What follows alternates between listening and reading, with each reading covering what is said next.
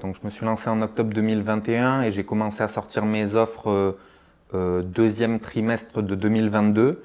Au bout de quelques mois, j'ai passé plusieurs fois la barre des 10K par mois, ce qui est une barre quand même importante. Alors juste, excuse-moi, 10K, ça veut dire 10 000 euros en fait. Enfin, parce que nous, on utilise le mot Ouais. K en entrepreneuriat, mais voilà. Hello les amis, j'espère que vous allez bien et bienvenue du coup sur ma chaîne YouTube. Aujourd'hui, je vais interviewer Benoît. Ça, c'est drôle parce que c'est un de mes élèves dans l'académie, mais on se connaissait d'avant. Je sais pas si on en parlera peut-être un petit peu rapidement. Et du coup, Benoît, il va vous expliquer un petit peu ce qu'il a fait, ce qu'il a créé. À la base, il était kiné. Il est plus trop kiné, si j'ai bien compris. Plus du tout. Plus du tout. On va en parler après.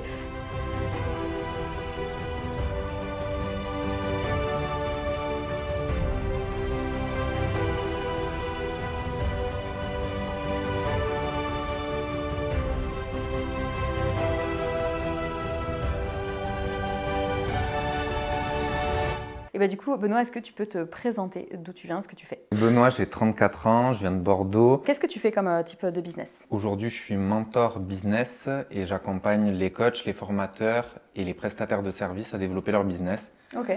pour faire de la thune, mais surtout pour diminuer leur temps de travail. Parce que je vois qu'il y a trop de personnes qui s'épuisent et qui ne se concentrent pas sur les tâches prioritaires.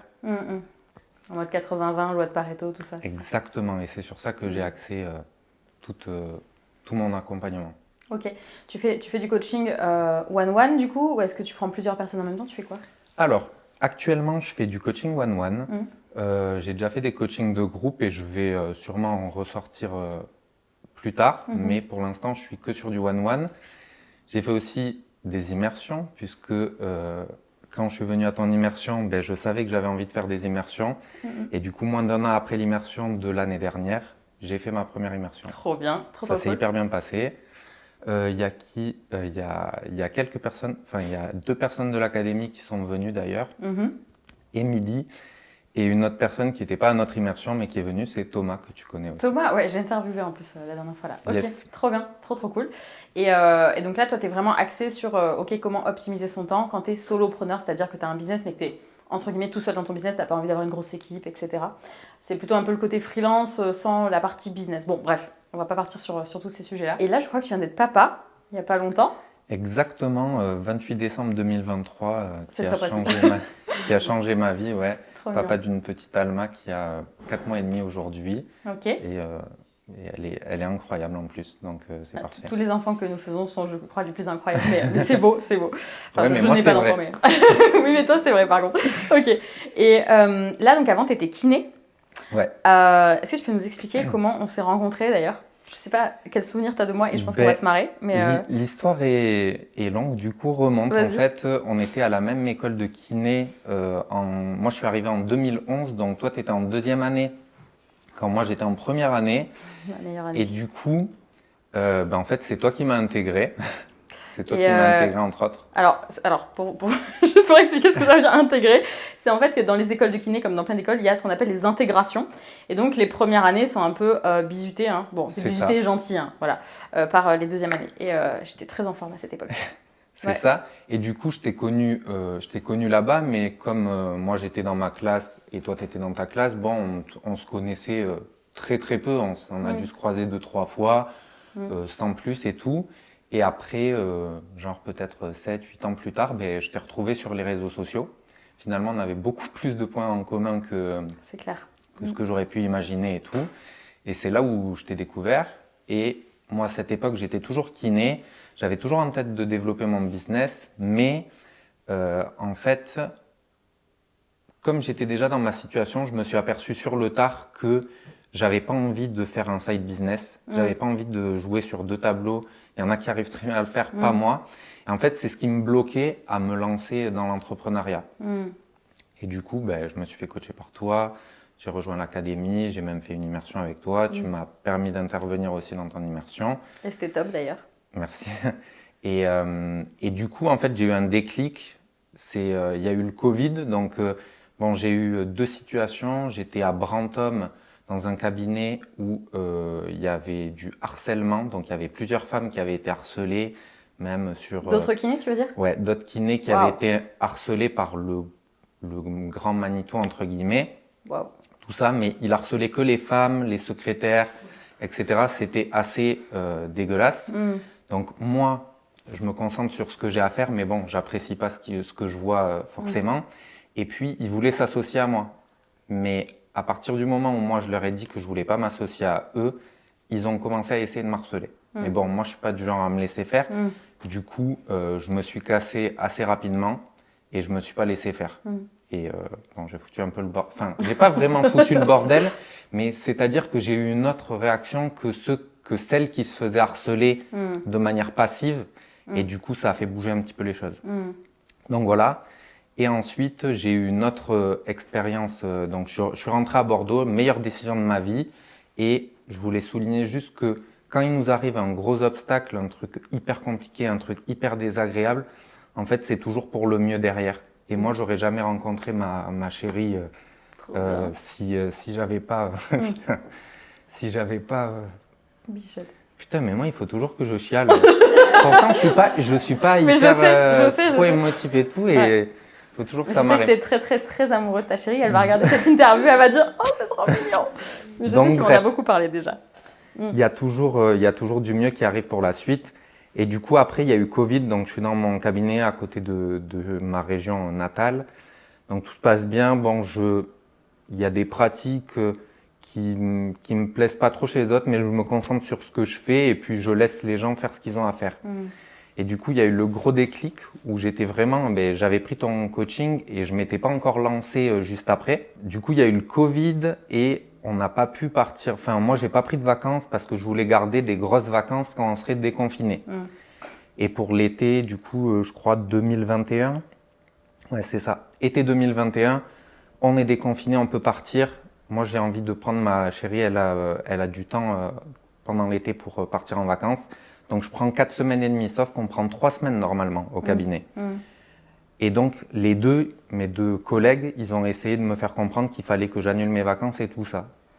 Enfin, ils ont parlé à la mauvaise personne. C'était hors de question. Du coup, j'ai pas cédé, même s'ils ont fait le forcing et tout. Ils m'ont pas harcelé, mais ils voulaient vraiment c'est pénible, quoi. Voilà, que je reste et tout. Et je leur ai dit que c'était pas une autre option, que j'allais partir de toute façon. Donc voilà, et puis c'était mon droit, j'ai le droit de faire ce que je veux. Donc voilà, je suis parti. Au retour, j'ai dit que je me cassais. Et c'était le déclic pour vraiment me dire, bon ben là, je me lance à fond. Et ce que je repousse depuis longtemps, parce qu'en fait, j'ai pas envie de faire les deux trucs en même temps, ben je le fais maintenant. Donc je pouvais me le permettre d'arrêter de travailler pendant plusieurs mois. Donc c'est ce que j'ai fait. Et là, on est en octobre 2021. Et je décide de me former, de me faire accompagner et d'avancer à 100% sur ce projet. Voilà. Ok. Et donc là, actuellement, je sais pas, tu as des clients donc tous les mois, c'est ça? Ou tu fais sous forme de lancement? Ou est-ce que c'est des clients que tu prends un peu au fur et à mesure de l'année? Comment tu fonctionnes? Ça dépend de mes offres. En individuel, c'est en evergreen, donc sur toute l'année. Quand je lance des programmes, j'ai lancé 4 programmes collectifs. C'était à la période, mais il n'y a pas un temps dans l'année où je le fais. C'est quand je sens que je suis prêt, je prépare mon lancement et je dis ça va réouvrir là. Donc c'est pas vraiment orchestré, voilà. Et tu as investi aussi, je crois, à côté. Hein. Tu as acheté ta résidence principale, il me semble, ou tu l'as revendue? Ouais, j'ai fait de l'achat-revente vite fait avec ma RP. Je m'étais lancé dans les investissements immobiliers. J'ai eu une mauvaise expérience à cause des architectes des bâtiments de France qui m'ont niqué un projet qui était pépite. Je vous épargne les chiffres, mais c'était vraiment incroyable.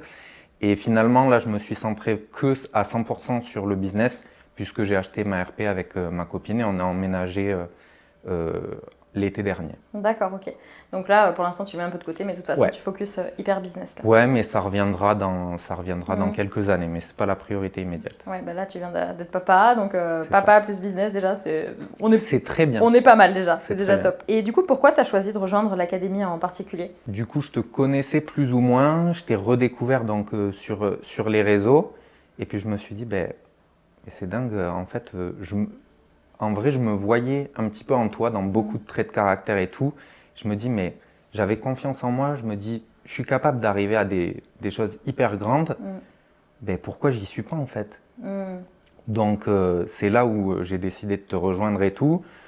Je t'avoue que le fait de savoir que tu avais été kiné, donc je sais par quoi on passe quand on est kiné pour avoir les concours, etc., je savais que tu étais sérieuse, donc ça m'a aussi levé les barrières pour oui, d'accord. passer le cap et tout, et je regrette pas.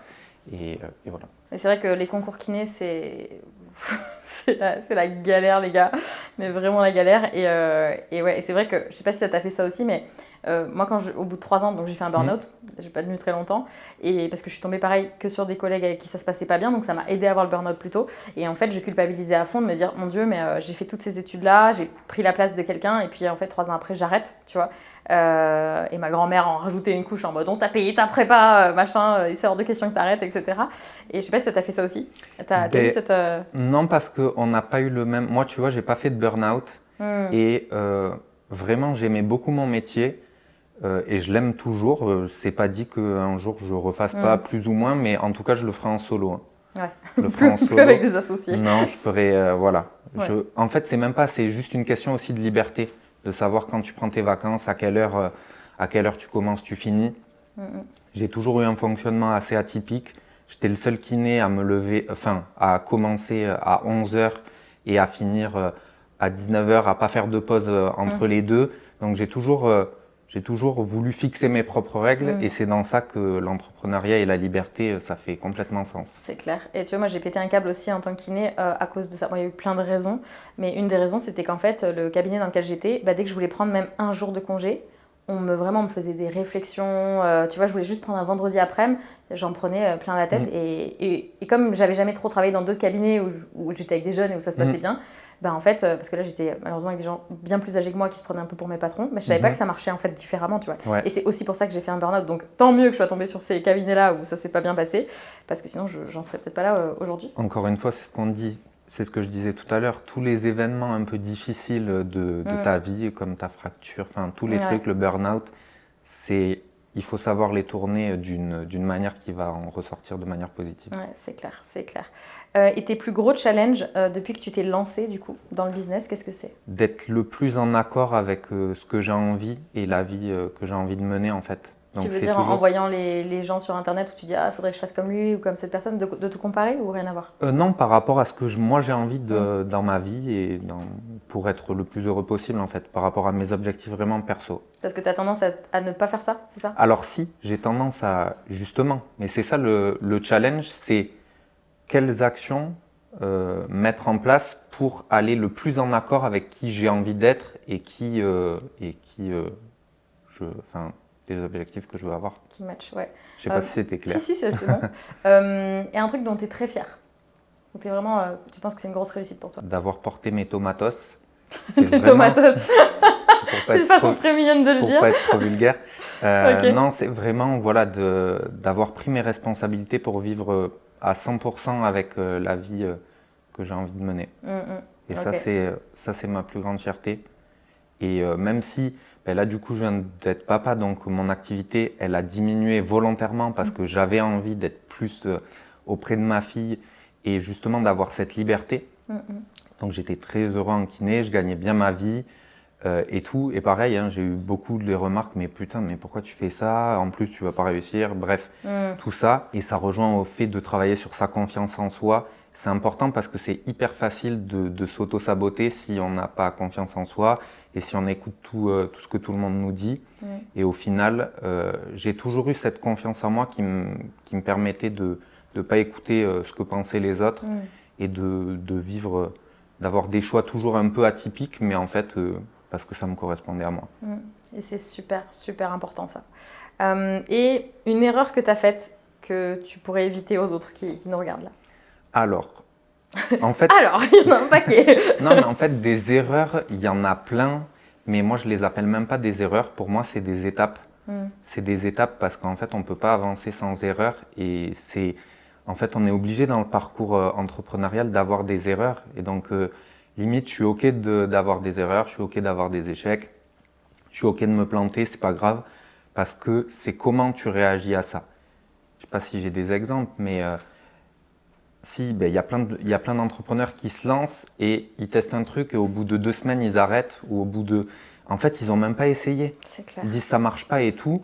Donc, il y a cette qualité d'avoir de la résilience et surtout la qualité de savoir encaisser les échecs, de savoir encaisser les coups durs Si tu as un échec et que tu l'encaisses niveau moins 1000, ben, il y a d'autres personnes qui vont avoir un échec et ils vont l'encaisser, ben, ils vont être à 3, 4 sur 10, je sais pas, peu importe.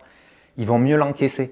Mais il y en a qui vont pas se relever de tous ces échecs. Donc c'est ta capacité à savoir encaisser les coups, savoir rebondir, savoir te remettre en question et toujours garder une certaine humilité. Même pour les personnes qui réussissent énormément, il faut toujours garder cette humilité qui te permet de te remettre en question et de pas sortir et d'aller dans des valeurs un peu mauvaises. C'est clair, c'est clair. Et est-ce que tu peux nous partager une ou deux habitudes que tu as mises en place en termes de création de contenu, productivité, business, gestion des finances, j'en sais rien, que tu as mises en place en tout cas depuis que tu es dans l'académie? Yes, il y en a une que j'implémente depuis 1 an et bon, ça rejoint un petit peu le fait de planifier, mais en fait c'est ce que j'appelle le P120. Donc en fait je fais mon planning sur 120 jours où je fixe tous mes objectifs. En fait, je me fixe des limites. En fait, j'ai le droit d'avoir que 3 gros objectifs. Et ensuite, je détaille tout. Je détaille les obstacles, je détaille les moyens, les personnes qui vont pouvoir m'aider, etc. Je fais vraiment la méthode des petits pas pour vraiment tout décomposer parce que quand on veut atteindre un objectif, si c'est pas écrit, on le fait pas. C'est clair. Une personne qui dit j'ai envie de perdre 30 kilos, et qu'elle le dit juste comme ça, elle définit pas une date, elle définit pas comment elle va le faire, on la retrouve 1 an plus tard, c'est pareil, elle n'a pas atteint son objectif. Alors que quand on définit tout clairement, c'est mieux. Et du coup, moi, au-delà de ça, c'est vraiment de prioriser encore plus. Aujourd'hui, bon, il y a toujours cette loi du 20-80, faire 20% des actions qui t'apportent 80% des résultats. Mais moi, j'ai décidé, et c'est un parti pris, les 80 autres pourcents, en fait, je m'en bats les couilles, je les jette à la poubelle. Parce que ma priorité, c'est ma famille, ma vie perso. Et du coup, je m'en fous si je fais pas ces 80. Même si j'ai pas par exemple, potentiellement, je peux faire 20K par mois, je préfère m'asseoir sur ça et peut-être faire 15 ou 10K. Mais je me serais concentré vraiment sur l'efficience et que je me laisse pas distraire par autre chose que mes 3 objectifs que je me suis fixé. C'est hyper important ça, du moment. Trop bien, super inspirant. Et d'ailleurs, en termes de résultats aussi, tu es en moyenne à peu près à combien? Bon là, il y a eu ta fille qui est arrivée, donc tu as levé le pied en mode je m'en fous les gars, je ne bosse plus, je pense, enfin je sais pas, tu vas nous dire. Est-ce que tu as une moyenne de à peu près combien tu génères avec ton business? Du coup, en fait, quand je me suis lancé, donc je me suis lancé en octobre 2021 et j'ai commencé à sortir mes offres 2e trimestre de 2022. Au bout de quelques mois, j'ai passé plusieurs fois la barre des 10K par mois, ce qui est une barre quand même importante. Alors juste, excuse-moi, 10K, ça veut dire 10 000 euros en fait, parce que nous on utilise le mot K en entrepreneuriat, mais voilà. Okay. Après, ça ne veut pas dire que je les ai fait tout le temps, mais je l'ai passé plusieurs fois et tout. Donc maintenant j'ai eu ma fille qui est arrivée, donc j'ai ralenti, j'ai eu moins de temps pour me consacrer à ce que je voulais faire, d'où le fait de prioriser encore plus. Et maintenant je sais vraiment où je veux aller depuis que j'ai ma fille, parce que je fais vraiment que l'essentiel et le reste je m'en fous, vraiment. Comme j'ai diminué mon activité, donc je faisais un petit peu moins que ce que je gagnais en kiné. En kiné, je gagnais vraiment très bien ma vie. Et en fait, je me suis aperçu que je m'en foutais, parce que ça me permettait quand même de vivre très bien. Et là, je vais reprendre, ça fait 1 mois que je communique plus trop sur les réseaux sociaux parce que je travaille en sous-marin pour préparer toute ma com, toutes mes offres et tout. Donc là, tout est prêt. Et d'ici 2 semaines max, je relance tout. Et là, je vais revenir à balle. Vous allez voir comment sur les réseaux sociaux. Voilà. Donc, sur les 6 derniers mois de l'année, je me suis fixé un objectif de faire 60K par mois. Pas par mois, 60K. Qui arrive là, dans les 6 mois qui arrivent. D'accord. Donc, en gros, 10K de moyenne qui était mon objectif de base, qui est à la fois atteignable et à la fois assez challengeant pour me dire je sais pas si je vais être capable de le faire ou pas, donc on saura. Je suis sur du 50-50 si je vais réussir à les atteindre ou pas. Et si je les atteins pas, c'est pas grave. Mais par contre, le fait de se fixer un objectif toujours un peu plus élevé, ça permet d'aller chercher plus de résultats que si on se met un objectif de base assez simple. Parce qu'on va mettre les actions en place qui vont nous permettre d'essayer de l'atteindre. C'est super inspirant et tu me donnes plein d'idées. Là pour moi, tu vois, je suis en mode ah ouais, c'est vrai qu'il faudrait. On fait un coaching si tu veux. Ouais, on se fait un petit coaching comme ça, tu me coaches au calme. J'adore, sacré Benoît. Ouais. Du coup, quel conseil tu peux donner à quelqu'un qui démarre complètement de zéro et qui est dans ta situation, où il veut quitter son taf et il démarre de zéro, il veut se lancer dans le coaching, peu importe dans quoi. Qu'est-ce que tu peux lui donner comme conseil pour vraiment les trucs qu'il faut qu'il fasse ou qu'il fasse pas? Premier conseil, c'est de se former, de se faire accompagner. Clairement, moi aujourd'hui, je me suis fait accompagner, je les compte même plus. Je les compte même plus. En fait, il faut vraiment être entouré des personnes qui vont te faire avancer plus vite. Et les deux choses, c'est que souvent, il y a ce frein à l'achat de se dire je vais dépenser tant d'argent dans un accompagnement ou quelque chose comme ça. En fait, c'est un investissement sur soi et pour moi, une dépense qui est un investissement sur soi, c'est une priorité. Ça, c'est la première chose. La deuxième chose, c'est que si tu te fais accompagner, en fait, il y a deux choses. La première chose, c'est que tu vas gagner plus de sous. La deuxième chose, c'est que tu vas gagner du temps. Et ça, c'est le plus important. Parce que tu peux décider de te dire, je vais économiser le prix d'un accompagnement ou quoi que ce soit. Ok, c'est un coût. Le problème, c'est qu'en termes de résultats, tu n'auras pas autant de résultats. Et en termes de temps, le nombre de personnes qui refusent de se faire accompagner et qui n'arrivent pas à péter leur plafond de verre et leurs croyances et de sauter le pas, parce que c'est pas évident de sauter le pas, de se faire accompagner. Et en fait, quand tu les retrouves un an plus tard, leur situation, elle n'a pas changé. Et en fait, déjà, le premier conseil, c'est si tu ressens le besoin de te faire accompagner, si tu sais que tu as besoin d'aide, fais-le. Trop bien, trop bien. Est-ce que tu as autre chose que tu aimerais ajouter? Moi, aujourd'hui, et c'est un message que j'ai envie de partager, c'est que toutes mes actions sont guidées par le fait d'avoir des regrets ou pas à la fin de ma vie. Et en fait, dès que je prends une décision, je la prends par rapport à cette question-là. Je me pose la question, est-ce que j'y vais ou est-ce que j'y vais pas? Et est-ce que j'aurai des regrets si je fais pas ça ou ça? Donc, toutes mes actions sont guidées par ça. Trop bien. Dernière chose, est-ce qu'il y a un conseil que tu pourrais donner à quelqu'un qui hésite à se lancer dans l'académie en particulier, qui ne sait pas trop, qui hésite entre plusieurs formations? Fiez-vous aux personnes que vous allez voir. Enfin, quand je dis ça, c'est-à-dire, moi, avant de rejoindre l'académie, je consommais pas mal de contenu. J'ai vu plusieurs coachs, etc., qui auraient pu m'accompagner et tout. Je me suis fié à mon intuition et il faut vraiment que vous sentiez que ça matche avec la personne qui est en face de vous. Et pour le coup, je peux que te recommander à 10 000 %.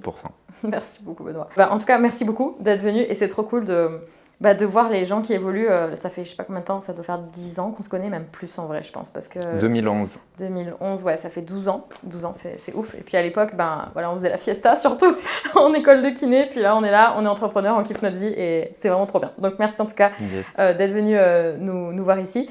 En tout cas, si vous voulez vous aussi participer aux sélections de l'académie, je vous mets le lien juste en dessous de la vidéo. Je sais pas au moment où vous verrez cette vidéo si on a des places qui sont ouvertes ou qui sont pas ouvertes. Ça dépendra vraiment. Pour ça, vous pouvez m'écrire sur Travel Cowgirl sur Instagram, m'envoyer un petit message ou m'envoyer un mail à contact@travelcowgirl.fr, l'adresse qui apparaît ici. Et puis voilà, je vous souhaite de réaliser tous vos rêves. Et puis si vous êtes dans une situation qui ne vous plaît pas, bougez, vous n'êtes pas un arbre. Ciao les amis.